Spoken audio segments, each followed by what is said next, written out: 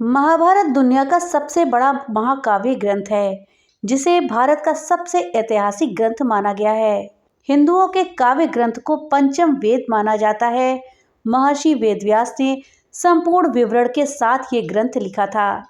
हिंदू धर्म में माना जाता है कि महाभारत में वर्णित घटनाएं सत्य और प्रमाणित हैं, लेकिन फिर भी बहुत से लोग इसे काल्पनिक ही मानते हैं। इसे धर्म और अधर्म के बीच हुआ सबसे बड़ा युद्ध माना गया है, लेकिन महाभारत को लेकर हमेशा ही बहस होती रहती है। आज के आधुनिक इतिहासकार इस पर विश्वास नहीं करते। वहीं कुछ लोगों का ये अटूट विश्वास है कि महाभारत की घटनाएं सच में घटित हुई थीं। दोस्तों, आज कई ऐसे सबूत मौजूद हैं जिससे ये पता चलता है कि श्री कृष्ण ने धरती पर जन्म लिया था और महाभारत असली है। दोस्तों, आज इस वीडियो में हम इसी विषय में जानेंगे कि महाभारत के सच होने के क्या क्या सबूत हैं। इस जानकारी के लिए वीडियो में हमारे साथ अंत तक बने रहिएगा, जिससे कि आपको सही और सटीक जानकारी प्राप्त हो पाए। दोस्तों, महाभारत सच में थी, इसका सबसे बड़ा सबूत है कुरुक्षेत्र की लाल मिट्टी। दोस्तों, हम सभी लोग जानते हैं कि महाभारत का युद्ध कुरुक्षेत्र में हुआ था, जो कि हरियाणा के राज्य में स्थित है। कहते हैं कि उस समय भयंकर युद्ध में बहे खून की वजह से वहां की जमीन लाल हो गई थी। अर्थात युद्ध में इतना खून बहा था, इतने लोग मारे गए थे कि वहां की मिट्टी ही लाल हो गई थी। पुरातात्विक विशेषज्ञों ने भी माना है कि महाभारत की घटना सच थी। उस जगह पर तीरों और भालों को जमीन में गाड़ा पाया गया, जिनकी जांच में ये पता चला है कि ये 2800 ईसा पूर्व के हैं, जो लगभग महाभारत काल के समय के बने हुए हैं। दोस्तों, अगला सबूत है अर्जुन का चक्रव्यूह। आप महाभारत में अर्जुन के चक्रव्यूह के बारे में तो जानते होंगे, लेकिन आपको पता है कि इस चक्रव्यूह का जीता जागता सबूत आज भी मौजूद है। जी हाँ दोस्तों, हिमाचल प्रदेश के हमीरपुर जिले के 16 सिंहवी इस धार के नीचे बसा राजनोड़ गांव एक ऐतिहासिक स्थल के रूप में मशहूर है। यहाँ पर पांडव अज्ञातवास के दौरान रुके थे। इसी समय यहाँ पर अर्जुन ने चक्रव्यूह का ज्ञान प्राप्त करके उसे पत्थर पर बनाया था, जो कि आज भी मौजूद है। इस चक्रव्यूह को ध्यान से देखने से पता चलता है कि अंदर जाने का रास्ता तो साफ दिखाई देता है, लेकिन बाहर आने का रास्ता पता नहीं चलता। इस जगह को पीपलू किले के नाम से भी हम जानते हैं। दोस्तों, अगला सबूत है ब्रह्मास्त्र और न्यूक्लियर हथियार। महाभारत में आपने ब्रह्मास्त्र नाम से भयंकर अस्त्र के बारे में सुना होगा। ये अस्त्र ब्रह्मा के द्वारा धर्म और सत्य को बनाए रखने के लिए बनाया गया था, जो कि विनाशकारी परमाणु हथियार था, जिसको केवल दूसरा ब्रह्मास्त्र ही रोक सकता था, जो इसे चलाता है। वहीं इसे वापस लाने की भी क्षमता रखता था। रामायण काल में भी लक्ष्मण ने मेघनाद पर ब्रह्मास्त्र से प्रहार करने का सोचा, तो भगवान श्री राम ने ये कहकर रोक दिया कि अभी इसका प्रयोग करना सही नहीं है, क्योंकि इससे सारी लंका नष्ट हो जाएगी और कई बेकसूरों की जान चली जाएगी। ब्रह्मास्त्र बेहद ही खास होता था, जिस कारण महाभारत और रामायण काल में ये सिर्फ गिने चुने योद्धाओं के पास ही होता था। रामायण में यह अस्त्र लक्ष्मण और महाभारत में यह द्रोणाचार्य, अश्वत्थामा, श्री कृष्ण, युधिष्ठिर, कर्ण और अर्जुन के पास था। ये अस्त्र पूरी दुनिया को नष्ट करने की ताकत रखता था। दोस्तों, अमेरिका ने जे रॉबर्ट ओपेनहाइमर को परमाणु बम बनाने को दिया। फिर इसका परीक्षण किया गया। धमाके का परिणाम बिल्कुल ब्रह्मास्त्र की तरह ही था।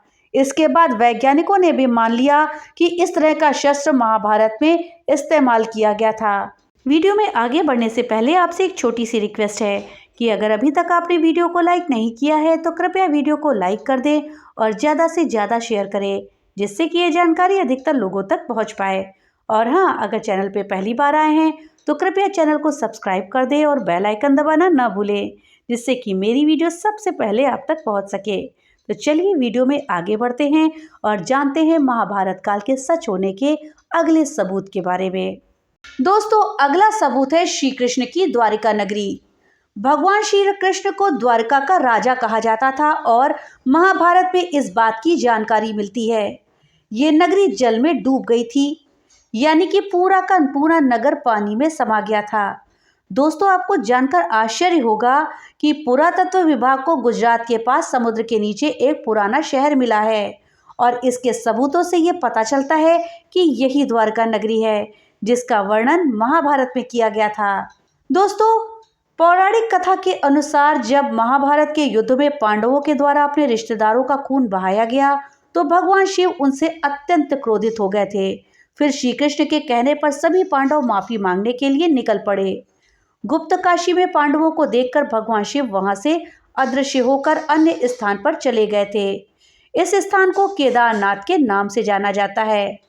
फिर पांडव केदारनाथ में पहुंच गए, लेकिन भगवान शिव उनके आने से पहले ही भैंस का रूप लेकर वहां उपस्थित भैंसों के झुंड में शामिल हो गए। पांडवों ने भगवान शिव की पहचान तो कर ली, लेकिन भगवान शिव भैंस के रूप में जमीन में ही समाने लगे। तभी भीम ने अपने बल से भैंस रूपी शिव जी को धरती में समाने से रोक लिया। फिर भगवान शिव अपने असली रूप में आ गए और उन्होंने पांडवों को क्षमा कर दिया। भगवान शिव का मुंह तो बाहर था, लेकिन उनका शरीर केदारनाथ पहुंच गया। फिर जहां उनका शरीर पहुंचा वो स्थान केदारनाथ और उनके मुंह वाला स्थान पशुपतिनाथ के नाम से जाना जाता है। ये दोनों मंदिर आज भी मौजूद हैं। इसका मतलब महाभारत का युद्ध भी हुआ था। दोस्तों, अगला सबूत है लाक्षागृह। महाभारत काल में लाक्षागृह की भूमिका भी बहुत महत्वपूर्ण मानी गई है। कौरवों ने पांडवों को जलाने की साजिश के लिए लाक्षागृह का निर्माण करवाया था, लेकिन पांडव सुरंग से भाग आए थे।